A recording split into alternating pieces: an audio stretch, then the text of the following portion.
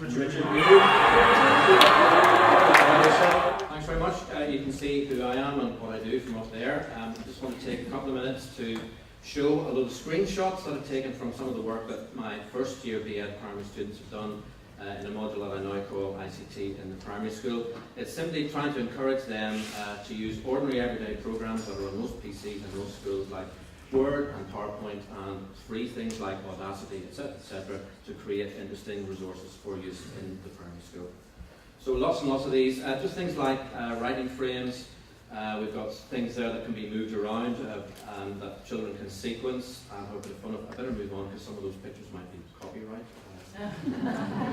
That's one that was made some time ago now. A student had the idea of taking a piece of text from a website, putting it on one side, and getting pupils to look at that, read it, and move across some of the text into various categories on the right-hand side. So we've got some literacy, some good geography world around us going on there, and also some good IT skills happening. Triple whammy, I think. What about drop-down boxes? Are they useful, are they not? We had a bit of a discussion about that, and they're used for various ages, etc., etc. Just creating those as a kind of closed procedure, but hopefully a wee bit more than that. And then a Word document with hyperlinks. Many of the students have never created anything with hyperlinks before, so we talked about that. Pupils in upper primary being told to go and find the answers in a sort of more corralled area, creating hyperlinks like that. That one takes you to the nice website. All of these ideas were meant, I was saying to the students all the time, you're creating these, but I want you to think of ways in which you can teach children to do that for themselves, so they can pass that on to the rest of the class, other children, etc., etc. Some of them made PowerPoint quizzes, simply with boxes at the bottom there with 4 options, and you click on one and it hyperlinks to another slide within the same PowerPoint which says either yes, you're right, or no, you're not, go back, etc., etc. So showing the students that hyperlinks are there to be made within a PowerPoint as well as to somewhere else, but also encouraging them to get pupils to have a go at that as part of their projects, in this case a history world around this type project.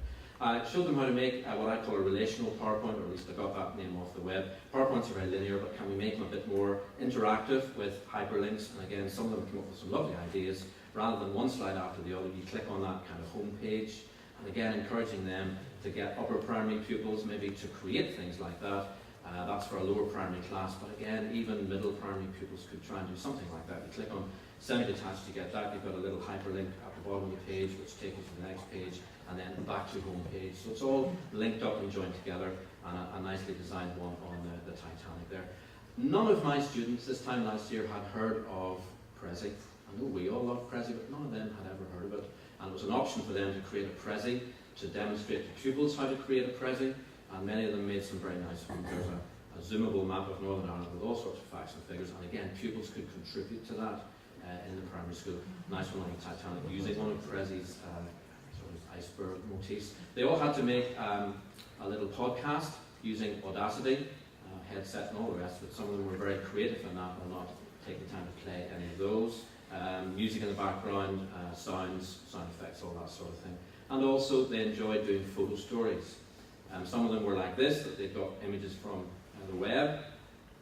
The best ones were where they took their own photographs. And I showed them one example, and some of them went mad for it. Take a cuddly toy, put it in some kind of situation. This is Leo the lion goes shopping in Newry, and hold voiceover about that. Again, meant for a lower primary class, but could you encourage your upper primaries to make something like that, to bring down the P1s and 2s, to tell them about something like that. That was Paddington Goes to the Dentist. I don't know how this girl would access the dentist, maybe he was her boyfriend or whatever, but great fun. That was Gary the gorilla on various kinds of transport. He's in a big tractor there. And then they had to make a little 3-minute video of themselves talking to camera. All of them used their own devices, phones, etc., etc., and making visual aids. It was coming up to Christmas. They had great fun doing all sorts of things, and I had great fun watching them just for 3 minutes. This was just finally Sarah, a mature student, doing a whole topic on rainforests, and her Alfie the macaw came on, walking up her arm at one point, and he was badly behaved, he made noises, and he stole her visual aids. But it was great fun to watch. That's me finished. Thanks very much.